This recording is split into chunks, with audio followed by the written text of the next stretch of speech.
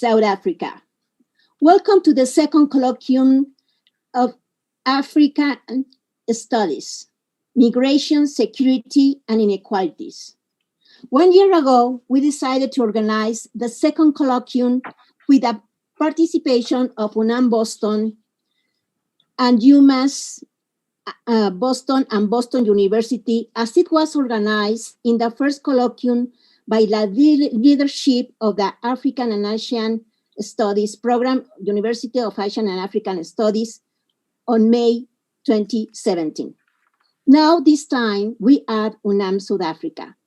Study African is one of our principal goals. And as I was preparing just a few words to introduce to this colloquium, I was reading the last UNCTAD report, the 2020. It was impressive how we need to study African, especially with all the illicit trafficking flows that are exported to the colonies, to the European colonies, but to the USA corporations and also to China corporations.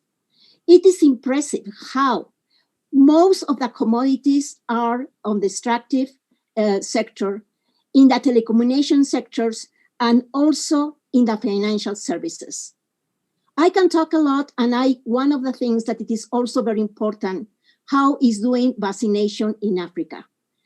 We just can see all the principals, farm corporations doing a lot of business with these countries that need to help, need to improve a better development. The question is Africa is going to go to that 2030 Sustainable Development Goals? With these words, and I would like to talk more, but there are a lot of sessions where we are going to have not only migration, security, and inequalities, but also we have a cultural activity. We have several issues as we are seeing the structural change after COVID-19, the African Muslims in the Americas, the decolonial production boundaries and the South Cooperation, the Lusophone Africa, transnationalist movement, and new human securities. Also, we have a session of gender, women and children, migration and humanities rights, the African world, and the Black Pacific. So we also have an exhibition of Imbeleko organized by UNAM South Africa.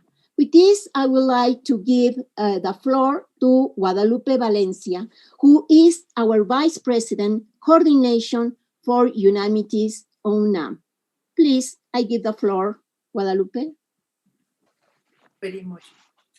I am very glad to be here at the opening of the second International Colloquium on African Studies, Migration, Security, and Inequalities. I want to greet Adil Najam from Boston University, David Cash from the University of Massachusetts, Boston with great affection. Also Francisco Trigo from National University of Mexico and Alicia Giron, Director of the University Program for Asian and African Studies, whom I want to congratulate on this very important academic initiative. I also want to greet Ana Luisa Fajer, Ambassador of Mexico in South Africa, and to my old dear friend, Alberto Fierro, General Consul of Mexico in Boston. A very ambitious program will account for the ways in which old and new problems are articulated in the context of the pandemic to show increased forms of inequality, deep wounds, but also challenges and hopes for a better future based on the colonial visions of the South-South relationship and new ideas and social, political, and cultural movements to conceive and build better worlds in Africa and the rest of the planet. Thank you very much. Yes, Professor Trigo, please. Yes. Dear university authorities, distinguished academics, colleagues, friends, and Mexican ambassadors to South Africa, good morning to all of you. Good afternoon in South Africa. On behalf of the National Autonomous University of Mexico, I would like to thank the universities of Massachusetts in Boston and of the Witwatersrand in Johannesburg for the hospitality that they have given to our Centers of Mexican Studies for the past 3 years. I also extend the acknowledgement to the heads of these centers and to the University Program Studies on Asia and Africa for their initiative to carry out the academic encounter that brings us together today. The two Centers for Mexican Studies and the university program that joined their efforts on this occasion share in common, among other things, the humanistic and plural vision that characterizes Dr. Enrique Grauer, rector of UNAM. Among the fundamental strands of this administration are internationalization and interculturality, both of them to be understood from an academic point of view as a condition to create quality and relevant knowledge that provides real solutions to the actual problems faced by our countries and the whole world. Some of these problems are, of course, migration, insecurity, and inequality faced by peoples and cultures, which have worsened in the context of the COVID-19 pandemic. The UNAM centers abroad that currently number 14 in 9 different countries have the primary purpose of working for multicultural integration and through language teaching, culture, dissemination, academic extension programs, and the establishment of relationships with educational bodies. Additionally, they have involved in the creation of double degree diplomas to facilitate the procedures for co-mentoring agreements. The mission of the university programs that work from UNAM is to promote multidisciplinary research networks based on academic training and partnership between research groups, public and private institutions, in order to address issues of social impact. The conjunction of these instances and the incentive provided by 3 internationally prestigious universities, such as Boston University, Wits University, and UNAM, make this encounter possible. A year and a half ago, in September 2019, the first International Colloquium of African Studies took place at the auditoriums of the School of Political and Social Sciences and Accounting and Administration. On that occasion, the 2-day conference reflected on Africa in the 21st century, particularly on its perspective in the context of world history, its political and economic construction, its arts and culture. Of the 10 panels that then structured the program of the event, several seem to have seeded the themes to be followed in this second edition. Now, over the course of 3 days, leading experts will address key issues of great concern interest. Some of them will include the structural changes and the pandemic, borders and South-to-South cooperation, the situation of women, migration and human rights, transnationalism, and African Muslims in America. Undoubtedly, there is much to analyze, debate, and share for a better understanding of our identities, interactions, and future as a society in the context of contemporary globalization. From any point of view, the issues are inexhaustible, but their study becomes essential to contribute with the procedures derived from it, to improve the living conditions of millions of human beings who face difficulties that have been exacerbated by the pandemic. UNAM has a historic commitment to contribute through knowledge to the construction of a world that is increasingly more humane, based on ethics, solidarity, and the well-being of its inhabitants. I'm certain that all those will have been involved in this event, the organizers and the academics, will provide us, through their knowledge and expertise, with invaluable contributions to these common commitments. Therefore, I am pleased to extend the warmest of welcomes to experts from the universities of Auburn, Coimbra, Cornell, London, Michigan, Pennsylvania, Simons and Xavier, as well as to those from Poly Prep of New York, the Autonomous University of Mexico City, and UNAM. Thank you very much for your attention, and I wish a very successful meeting for all of us. Thank you. Thank you very much, Dr. Trigo, for your words, and especially because your presentation here is also the words of our rector of UNAM, Dr. Enrique Graue. Thank you very much.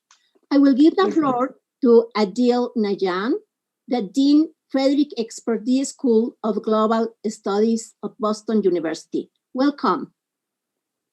Thank you. Thank you very much, and welcome everyone. It's a great pleasure to be able to speak to you, to give you my good wishes, not just on behalf of Boston University and our Pardee School of Global Studies, but as someone who has a deep interest in trying to understand what global means and what global means in a true sense that is rooted in the regions, in the areas of the world and the realities of those areas. It really gives me great pleasure as I look through the program and the innovation of the program. A lot of things struck me. And one of them was really this idea of collaboration being put to practice in meaningful ways. We all talk about it.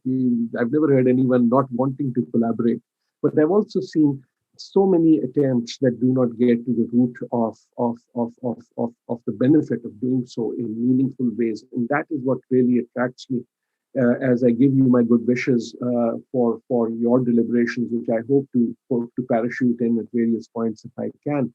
But the point about collaboration I want to make is as I look at what you're doing, I really want to congratulate you and salute you for bringing together not just three institutions, and actually even more than that as I look at the program. That itself, our friends from the University of Massachusetts, and I see David Cash here, our friends from UNAM, our friends from various parts of Boston University itself, our Center for the Study of Africa, our Center for the Study of Latin America, both of them sort of collaborating here. That sense of real intellectual collaboration is really, I think, something that is not only important but needed.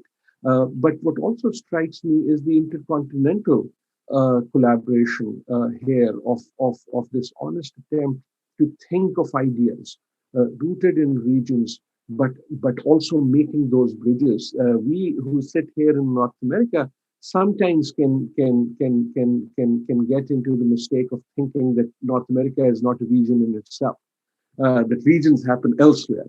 And that too, in the world that we have, where we are all struggling to figure out what global means. What global means, not just as an intellectual academic category, but what global means in our lives, where our daily lives, things that impact our lives, ideas that shape our lives, ideas that contribute to the lives of others, are now intertwined in these various complicated ways. And those complications are not going to be understood simply by going to the 30,000 foot and looking at the globe as just one, which is what we do many times, but it also has to mean going deep into the realities of the place, going deep into the realities and understanding whether it is of culture, whether it is language, whether it is of literature, whether it is of politics, whether it is of polity, whether it is of everyday existence. And that, I think, is what is striking to me as I look at what you will be spending these many sessions on. And I wish you the very, very best in doing what you're doing. And not only do I wish you the very best, I thank you for doing what you're doing. Best wishes. Thank you very much, Professor Najam. Your words are very inspiring, especially to talk about how global, the global and the interchange between universities can afford a lot of communication between us. Thank you very much. I will give the floor to David Cash, Dean John W. McCormick School of Policy and Global Studies, Africa Scholars Forum, University of Massachusetts, Boston. Welcome, David. Much and good morning. Although I would prefer for all of us to be in person right now, it is still a pleasure to be here remotely with our partners, Director Alicia Giron, Vice President Guadalupe Valencia, Vice Provost Francisco Trigo, and Dean Adil Najam. There's no question that our collaboration will continue into the future, addressing these kinds of critical issues with the kind of analytical skill that I think we're going to see over the next couple of days. It's wonderful to be here and an honor to welcome all of you to the second International Colloquium on African Studies, Migration, Security, and Inequalities. And this colloquium could not be more timely, as there seems to be a light at the end of the tunnel for this pandemic that has shined a spotlight on deep and persistent inequalities in impact, in access, in resilience, in adaptability. And with a new administration in Washington that brings new thinking and policy and perhaps opportunity. The discussions we'll be having for the next several days will bring into sharp relief the intersectional nature of public health crises, migration, refugees, human security, and their underlying racial, ethnic, social, and economic inequalities and the legacy of colonialism. For scholars, human rights activists, and most important, those communities with the lived experience of day-to-day inequities, COVID did not suddenly cause these new inequalities, but laid bare systemic and embedded inequalities that have been evident for centuries. This colloquium will be part of reckoning, understanding, and addressing these dynamics. And we're delighted that you are all here to participate in this crucial discussion over the next several days. Before we move on, I must thank those who nurtured and orchestrated this colloquium. As you can see, with so many panels and so many experts from all over the world, the amount of work that went into this is just monumental. And let me start by thanking my colleague, Associate Dean Rita Kiki Adozi. She's the Associate Dean at the McCormick Graduate School of Policy and Global Studies and professor and chair of the Africa Scholars Forum here at the University of Massachusetts, Boston. Associate Dean Adozi has been a tireless catalyst, initiating and growing the Africa Scholar Forum at UMass Boston and building networks upon networks. And especially during this time of dislocation and apartness, she brings scholars and faculty and students and staff and experts of all manner from our own neighborhood to around the world, as you can see, to connect and share and learn. We are all indebted to you, Associate Dean Adozi. Thank you so much. And let me also thank the distinguished members of the steering committee, without whose collaboration this colloquium would not be happening. Of course, our Master of Ceremonies, Alicia Giron, Director of the University Program of Studies on Asia and Africa at the National Autonomous University of Mexico, UNAM. Benjamin Juarez, the Director, UMass Boston. Arturo Mendoza, Director of UNAM South Africa. Kito Swan, Director and Professor, the William Monroe Trotter Institute for the Study of Black Culture at UMass Boston. Eric Schmidt, the Assistant Director of African Studies Center at Boston University. Falu Nguyen, Professor and National Endowment for the Humanities Project Director at Boston University. And of course, let me thank our very special guest today, Ana Luisa Fajer, Ambassador of Mexico and South Africa. We've been introduced, and Alberto Fierro, Consul General of Mexico in Boston.